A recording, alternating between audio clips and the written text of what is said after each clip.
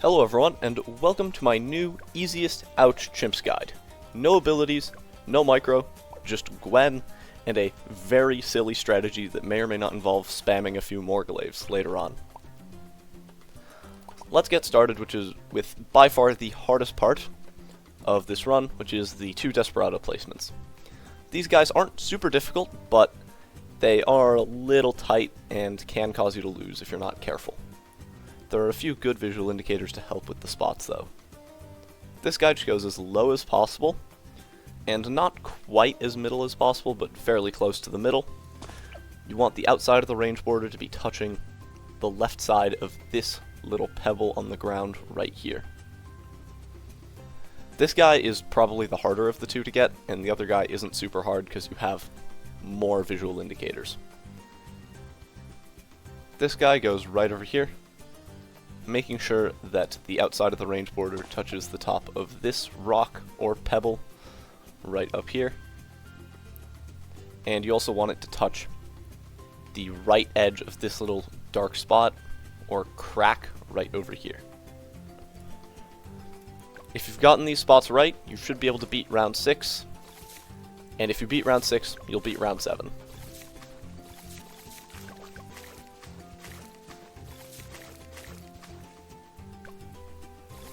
If you've beaten round 6, you just can't lose on round 7.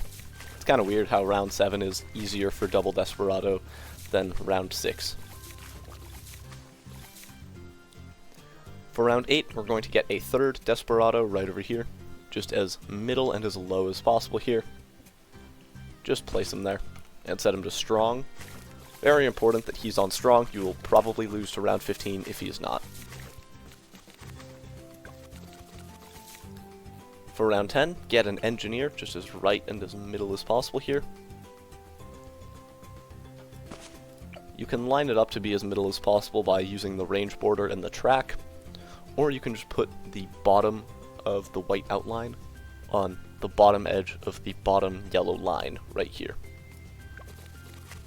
Either works.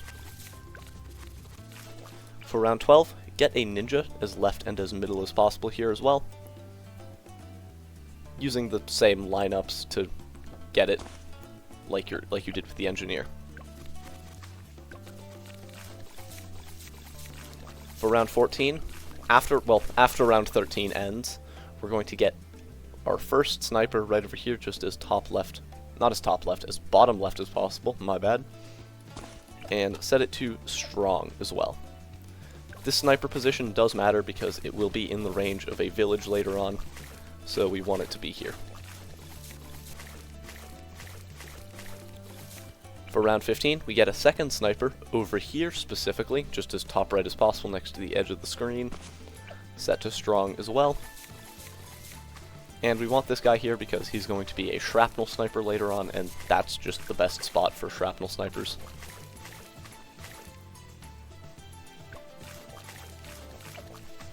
For round 16, you could get Seeking Shuriken before the round. I just forgot. So yeah, get it before the round and you should be good. And also, get Ninja Discipline, and we're going to upgrade this guy to Sharp Shurikens as well after round 18.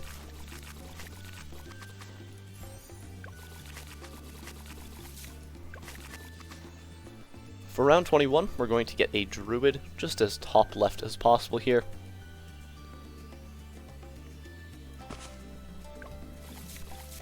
And this Druid does technically introduce a small element of RNG because the spread of the Druid projectiles is completely RNG. But it shouldn't cause you to lose, like your RNG shouldn't be so bad to where it causes you to lose. Get Hard Thorns for 22.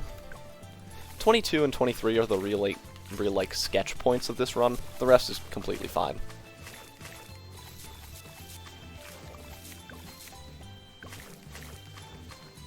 There shouldn't be any RNG on these rounds. I've tested it so much, and I haven't lost even once, so you should be good.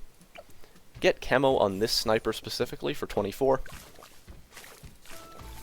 and then get Caltrops for 25. Yes, Caltrops is another source of RNG, but it really doesn't matter where they go as long as they exist.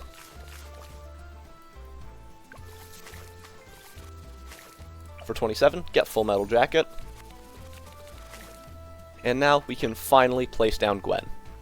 Just as high and as middle as possible here.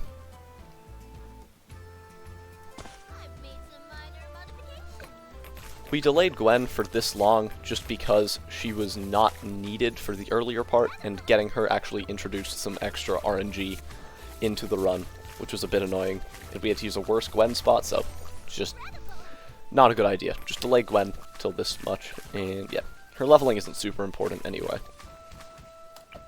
Get Heart of Thunder on your Druid for 31, and this round can also have a small amount of RNG to it. I've tested a bunch of different lightning RNGs and I still haven't lost, but theoretically it's possible if your lightning just completely misses. But that shouldn't happen very often, if at all. For 32, get Shrapnel on your sniper, your camo 1, and set it to first. And then we're going to upgrade him to a 022 for 34. For 35, upgrade your top sniper to a 102.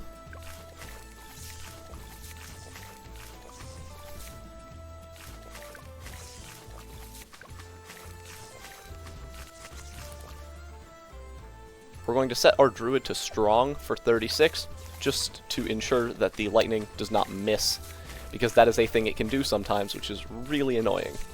Strong makes it so it happens as little as possible, but it still might be able to happen.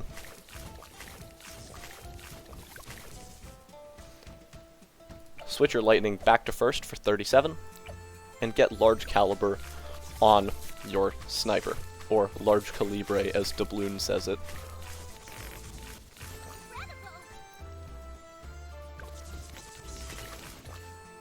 Get deadly precision for 39,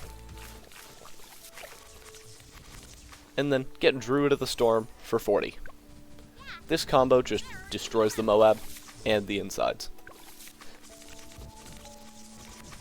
And for 42, probably the most cursed purchase of this entire run, 023 semi-automatic. This guy will just handle camos for a while and is kind of just nice to have, sort of an RNG prevention thing. If something makes it past, he can handle it.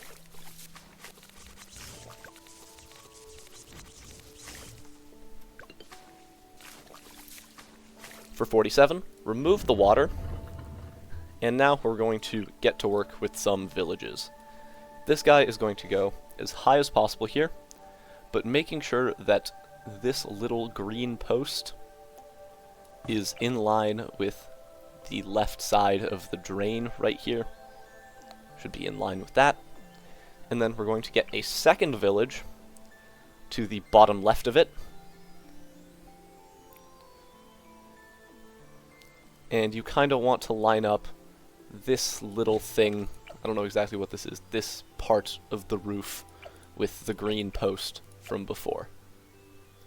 We're going to get this bottom guy to a discount, and then this top guy to a jungle drums to be buffing our deadly precision.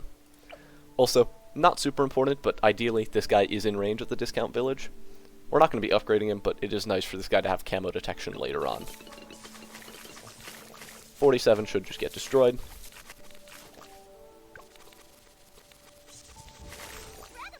And for 49, we're going to upgrade our other village to discount as well.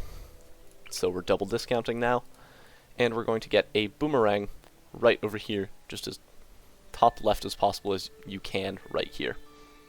This guy is going to become our main damage dealer for the run later, as a 520 glaive lord. So let's start upgrading him to a 420 more glaives. You can buy faster rangs mid-round, but you don't actually need this boomerang at all until next round, so that's funny. Get faster rangs for 50, and we're going to start going for our main mid-game carry. As bottom left as possible here, get a super monkey, double discounted, and upgrade him to range. This guy is going to be a Robo monkey later on, but we're not going to upgrade him quite yet, because we do need camo detection for 51.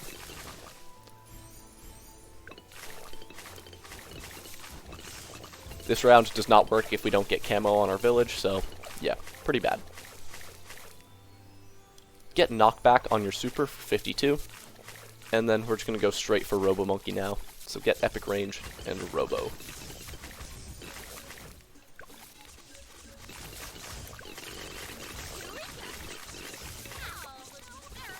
Get Robo before 57. Switch the top targeting to close, and the bottom one, just leave it on first.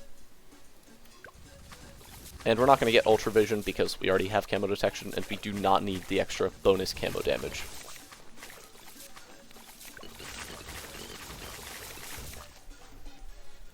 For 59, upgrade your top village to a primary training, and get an Alk buff right above your more glaives, just as bottom left as possible here. And upgrade it to a 420 stronger stimulant. 59 is the round where you actually do want your druid to have camo detection, because the lightning will be able to deal with all of the camo leads very nicely for us. So get stim.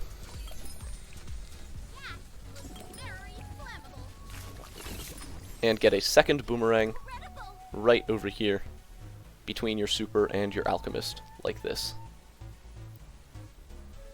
This guy is going to be a second 420 more glaives, which you should be able to afford before 63. The reason we're going double more glaives, even though we're only getting one glaive lord, because you can only get one, is because Gwen and more glaives is actually a very funny combo that does a lot more damage than you'd expect late game. And because we want more glaives later, might as well just get another one now. So as bottom left as possible, in double discount range right here, get yourself a third more glaives. 420 as well. It's fine if this guy takes the Alk buff. It's probably better, actually, because this guy, or these two guys have more coverage than this guy has, so yeah, it's probably better if these two guys are buffed, but still fine if these two guys are being buffed.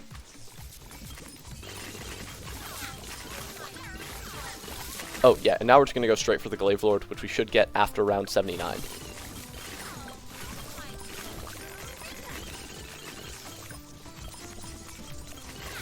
On 71, you can kind of already see how good the triple Morglaives is, because you can just see the boomerangs bouncing everywhere, and how the Moabs are pretty much already dead before they've even made it to the center.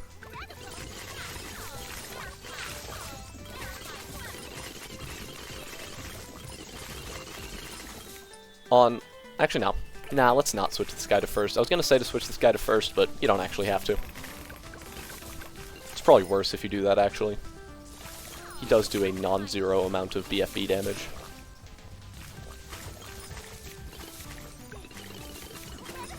The normal, very tricky rounds for strategies like this are completely destroyed by our epic triple Morglaive setup. Like, 78 doesn't even get the chance to exist. Come on, man. Kinda unfair.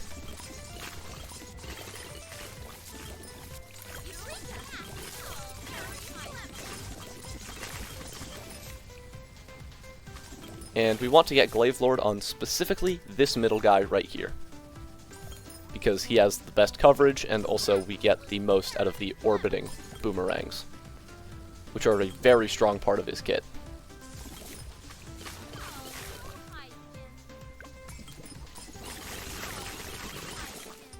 On round 82, because you can clearly tell from round 80, we do struggle a bit with single target.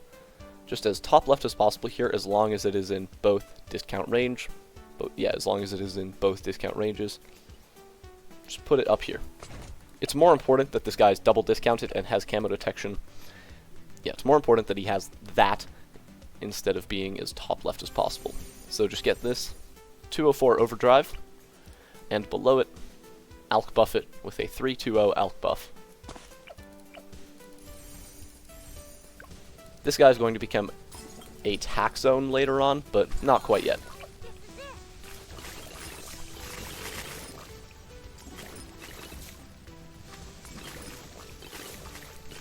And now we're just going to get a bit of support, and then we'll go for some more Morglaives later. For 84, get yourself a Relentless Glue right below our village here. Very important that he's in this spot and has 2 discounts.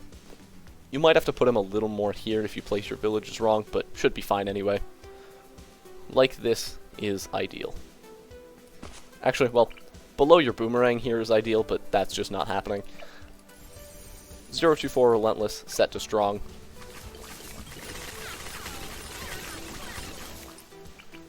And then right over here, in the range of our camo discount village, we're going to get a 013 Moab shove, and we're going to lock it in place right over here. This guy is just very, very powerful and prevents RNG at pretty much the rest of the game. It's very nice. Also helps against the OMGs like this because we don't have enough damage to really kill them super fast yet.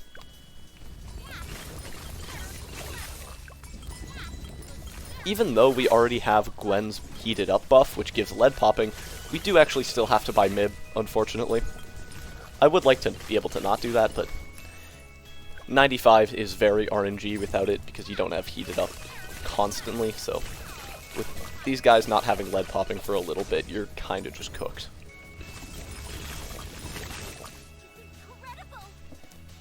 Now we're going to go for some more glaives, because we can, and more glaives are very powerful with Gwen. So this guy right over here, double discounted. 420. This guy right up here. 420 as well.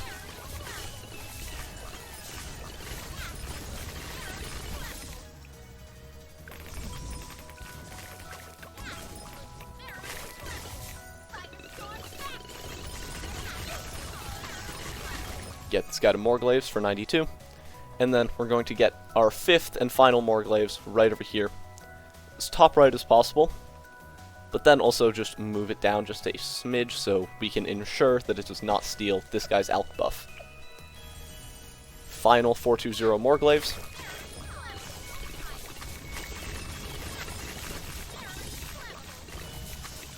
And these guys are just going to shred the next few rounds. Because they're pretty much doing constant damage to literally everything on screen. So it's very nice and very useful. We're also going to get another boomerang down here. Just in this area over here. Couldn't be as high as here, or even down here. I'll put it down here, might as well. 024 Moab press set to strong. And now we're going to go for the tax zone on this guy, which we should be able to afford on round 97. Like, bro, look at 94. This is kind of just unfair. All of the BFBs are dead because of our bouncy boomerang spam.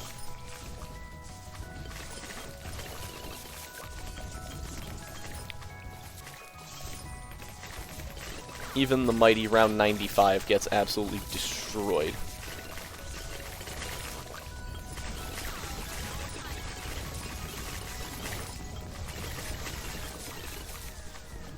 And for 97, we should finally be able to afford the tax zone. This guy will pretty much just solo round 100. Does a lot of single target damage, so that is very nice. 97 can take a bit because we have no single target damage on the right side, but shove and press, very OP combo. Time for the almighty and mythical round 98. It gets destroyed with our setup. Like, really destroyed.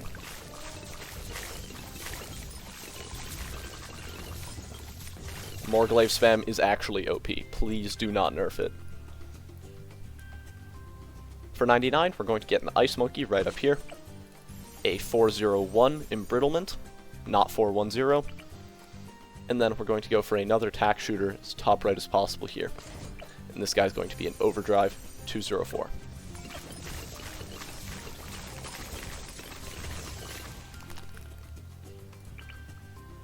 And for round 100, just our final overdrive. If you can't fit it here, which you should definitely be able to, just get it up here. Doesn't really matter. But ideally it is down here, and double discounted as a nice bonus. Spend the rest of your money on whatever you'd like, and also move your Moab shove down here. The bad layer is going to get annihilated by our tax zone and overdrives. And boom! With that, you should now have your Ouch Chimps black border with the very awesome and very fun strat of Gwen, Glaive Lord, more glaive spam, and a taxon that did something, I guess. Like, look at the pop counts on these guys. They did a lot. This guy has 200k. This guy has 200k pops. A tier 4. A tier 4 more glaives. Anyway, I hope you enjoyed this video. Have a nice rest of your day, and goodbye.